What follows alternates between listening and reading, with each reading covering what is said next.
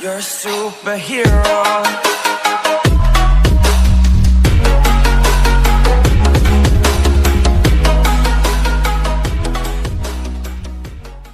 Hello and once again welcome back to डीएमबर्ट English medium group tuition.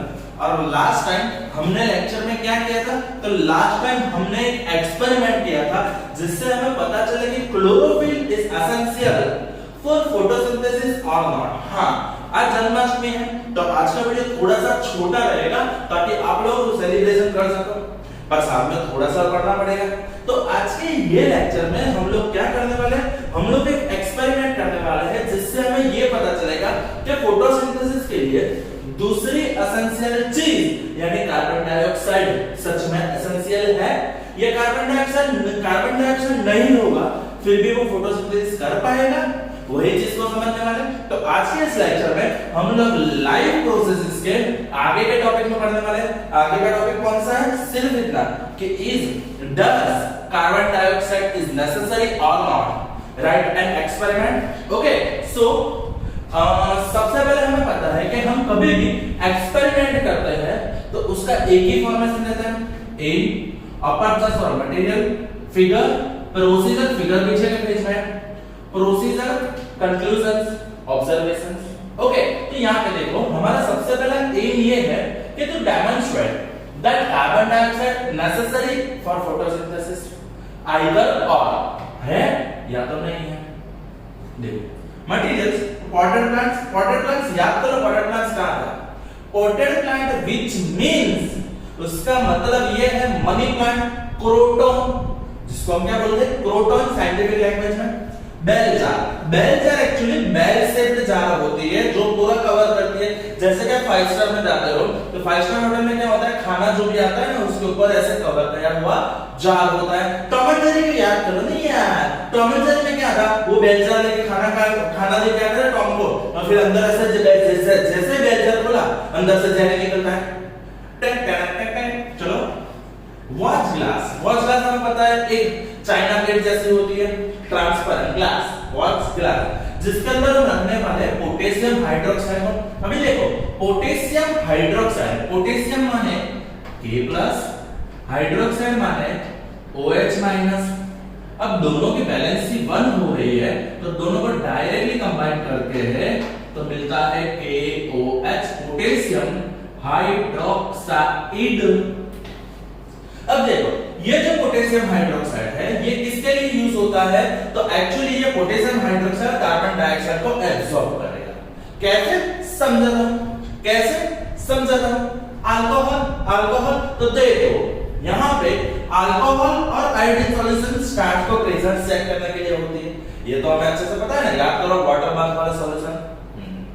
Procedure, take 2 potted plants, इस बार 2 money plant के ऐसे plants ले लो, मनी प्लांट ले लो, place them in dark for 3 days. क्यों हम उसको अंधेरे में क्यों रखते हैं? क्यों इसको हमें अंधेरे में रख के ऐसा भूखा रखना पड़ता है?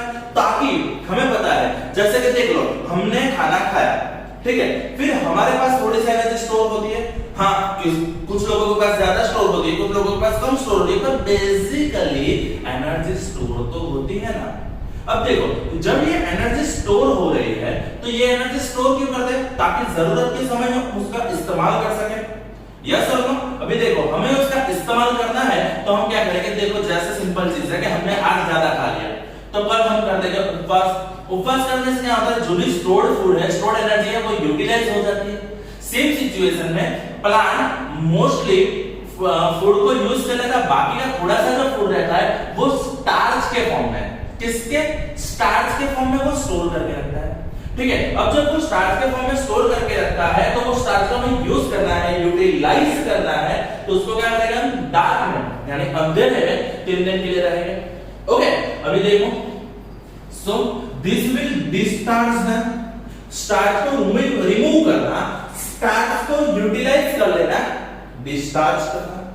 ओके, डाइजेस्ट का क्वेश्चन है आगे का, एक्टिविटी नंबर 6.2।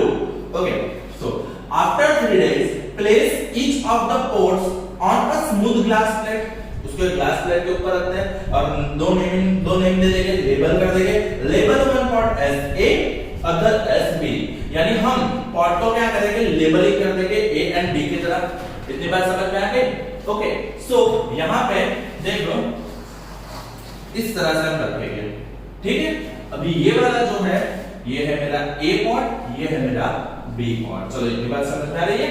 ओके, अभी देखो ये जो शेप है बेल शेप है, टन, तो इसके लिए इसको बोलते हैं बेल जार। क्या बोलेंगे?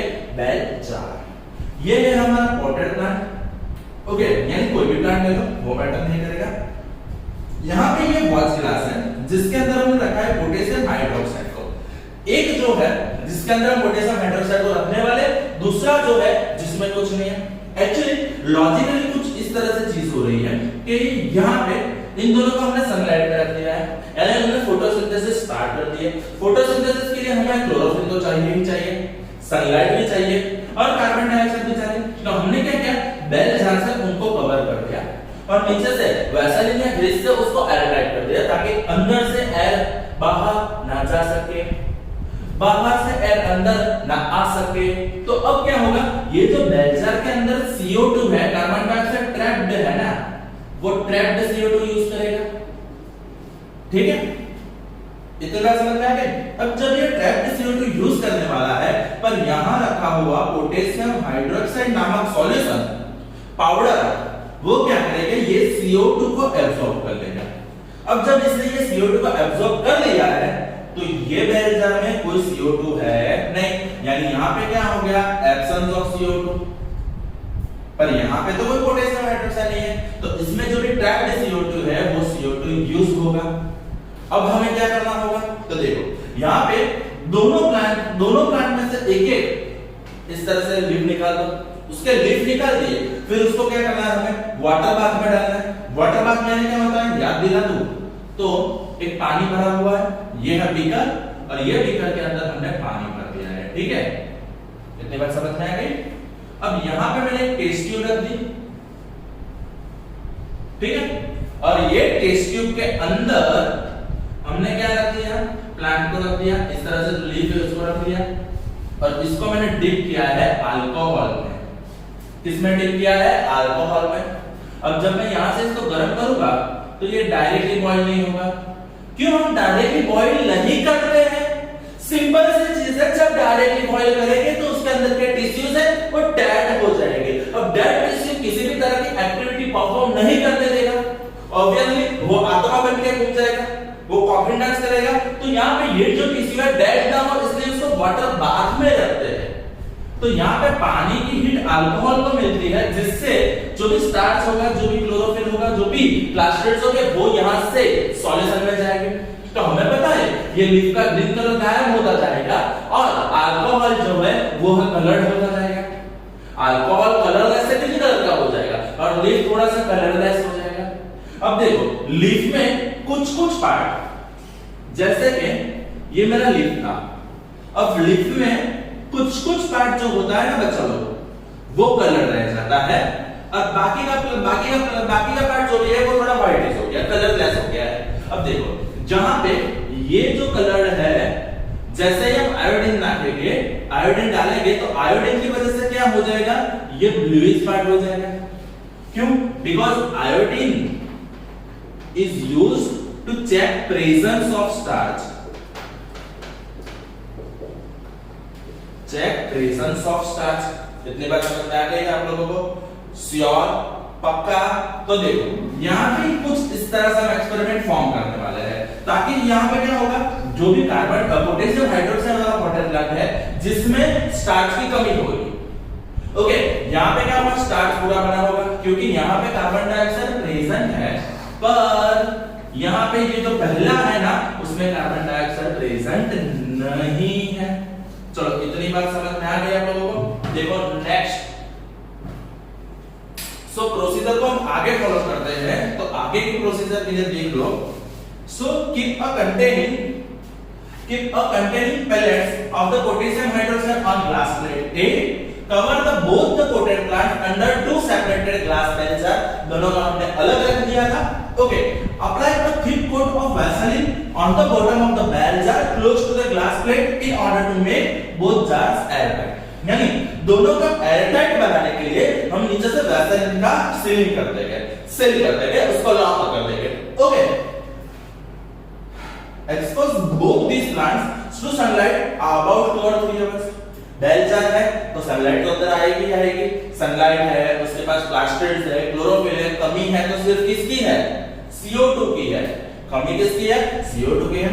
Thereafter pluck one leaf each from the plants A and B and examine these leaves separately for the presence of star cell। वो कैसे करेंगे? पूरा प्रोसीजर पिछले वाला फॉलो करना है। अल्कोहल में वाटर बाथ करवाएंगे, फिर वाटर बाथ के बाद हम उसके ऊपर आयोडीन डालेंगे, आयोडीन से हम क्या करेंगे? पूरा स्टार्च की प्रेजेंस चेक करेंगे। इतनी बात समझ में आ गई? ओके, तो यहाँ पे observations, okay, we are back to observations. Iodine से हमने स्टार्च को चेक कर लिया है। अब देखो ऑब्जर्वेशन जो आपको क्वेश्चन आंसर फॉर्म में दिए होते हैं वो एक्चुअली होते हैं ऑब्जर्वेशंस। आपको जब एक्सपेरिमेंट फॉर्म में लिखना है तो आपको क्वेश्चन याद नहीं रखना है, सिर्फ ऑब्जर्वेशन लिखना है, सिंपल है। और एक बात समझ लो बेटा, कभी भी आपको पूरा इस तरह से कॉपी पेस्ट नहीं करना है, रट्टा नहीं मारना है, समझना है और अपने दिमाग और अपने सोच के हिसाब से प्रॉपर्ली उसको डेकोरेट करके लिखना है। प्रॉपर्ली डेकोरेट मींस उसमें हमने स्टार बार नहीं लिखना है, पर प्रॉपर लैंग्वेज में उसको प्रेजेंट करना है। पहले भी मैंने आपको समझाया, देखो आप कभी भी इस तरह से पूरा कॉपी पेस्ट करोगे तो वो कभी मतलब नहीं रखेगा। कॉपी पेस्ट के तो मेरे पास पूरी पीपीटी है, मेरे पास डाइजेस्ट है, मेरे पास नंबर्स ऑफ मटेरियल है, पर ये मटेरियल में से कॉपी पेस्ट करने का मतलब नहीं, ये आपको कितना समझ में आया वो चेक करने के लिए एग्जामिनेशन होती है। ओके, आपको प्रॉपर वर्ड में प्रॉपर लैंग्वेज में समझाना है कि आप क्या समझे हो। ओके ओके, चलो, which gas is absorbed by potassium hydroxide from the air in the balloon? तो पोटेशियम हाइड्रोक्साइड क्या करेगा? कार्बन डाइऑक्साइड को एब्सॉर्ब करेगा। और ये इक्वेशन डाइजेस्ट में बेटा आईएनपी कर दो। Then next, which potted plant A or B shows the presence of stars in leaf? Obviously B plant, because A में क्या होता है, यहाँ पे क्वेश्चन मार्क निकल जाएगा। बिकॉज ए में क्या होता है, ए में पोटेशियम हाइड्रोक्साइड ने ऑलरेडी कार्बन डाइऑक्साइड को एब्सॉर्ब कर लिया है, और कार्बन डाइऑक्साइड एब्सॉर्ब हो जाएगा तो उसकी वजह से क्या होता है कि कार्बन डाइऑक्साइड की एब्सेंस में वो प्रॉपर्ली स्टार्च नहीं बना पाएगा। जब बी में तो पूरा स्टार्च बन जाएगा, क्योंकि बी के पास कार्बन डाइऑक्साइड अच्छी क्वांटिटी में है। Okay, why is the starch not formed in the leaf of the plant A kept under the bell jar with KOH means potassium hydroxide kept along with it? Because starch is not formed in the leaf of plant kept under bell jar। ये पूरा वही लिखा है, कई बार ये भी होता है because का आंसर होता है तो क्वेश्चन को ही हम पहले लिख देते और फिर कंटिन्यू करते because से, लेंथ भी थोड़ी आंसर की बढ़ जाती है ना। Because potassium hydroxide absorbs carbon dioxide from air, so carbon dioxide is not available, नहीं available है, तो not available for the photosynthesis and thus starch is not formed, starch form नहीं होता। चलो, write your inference based on your observation and study। The potted plant B shows the normal photosynthesis in the presence of CO2, which means it shows CO2 is necessary। CO2 is necessary for photosynthesis। ये हमारा conclusion भी हो जाएगा। Okay, ये क्या हो जाएगा? हमारा कंक्लूजन भी हो जाएगा। तो यहाँ पे आपको कंक्लूजन करके ये तो लिखना ही लिखना है। In order to prevent the increase of which gas in the atmosphere, the conservation of the plant organism are important। क्यों? हम जब छोटे बच्चे थे ना तब हमें स्केचबुक में उसमें वो एक पेंट तो हमें देते ही देते थे। कौन सा वाला पेंट देते थे? वो देते थे ग्रो मोर ट्रीज। हाँ, तो वहां पे साइंटिफिक रीजन ये है क्यों हम ट्री को वहां ज्यादा ग्रो करना है। देखो एक चीज समझ लो कि लॉकडाउन खुलने के बाद सबसे ज्यादा दो चीजों की सेलिंग हो गई है। कौन सी? एक मोबाइल, दूसरे व्हीकल्स। यस, क्यों? लोग अब क्या करेंगे? पब्लिक ट्रांसपोर्ट को इग्नोर करते हैं ड्यू टू सेफ्टी रीजंस, और वो पब्लिक ट्रांसपोर्ट को इग्नोर करके खुद का व्हीकल लेंगे। अभी देखो, हमें ये भी पता है कि पब्लिक ट्रांसपोर्ट का यूज करने से एटलीस्ट पॉल्यूशन तो कम होता है। कैसे समझो? पब्लिक ट्रांसपोर्ट की कैपेसिटी होती है 52 सीट्स की। अब देखो 52 सीट्स में से सोच लो कि 50 सीट भरी हुई है, अब देखो ये 50 सीट भरी हुई बस जा रही है, 50 से 50 सीट भरी हुई है। अब देखो ये 50 से 50 सीट खाली है और ये 50 सीट कन्वर्ट हो गए व्हीकल पे।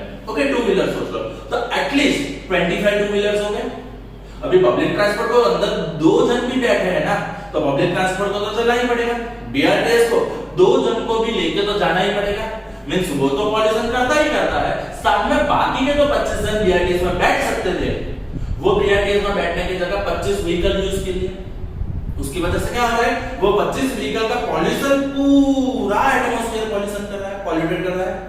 समझ रहे हो? तब देखो होता क्या है, उसमें से निकलता है sulphur dioxide, carbon dioxide, carbon के बहुत सारे पॉल्यूटेंट्स निकलते हैं। तो जिसमें से कार्बन डाइऑक्साइड निकल रहा है, अभी देखो कार्बन, अभी मैं एक बात सोच लो कि आपके छत में से सोच लो कि पानी टपक रहा है, ठीक है, अब पानी टपक रहा है, पानी नीचे इकट्ठा हो रहा है, तो आप क्या करोगे, या तो पोछा रख दोगे या तो स्पंज रख दोगे। इससे क्या होता है, वो पानी एब्जॉर्ब हो जाता है।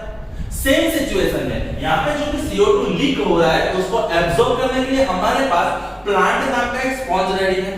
तो हम क्या करेंगे, जितने प्लांट ज्यादा ग्रो करेंगे उतना CO2 एब्जॉर्ब ज्यादा होगा, उतना कम पॉल्यूशन होगा।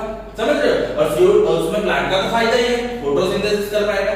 So to prevent the increase of CO2 gas in the atmosphere, the conservation of plant organism are important.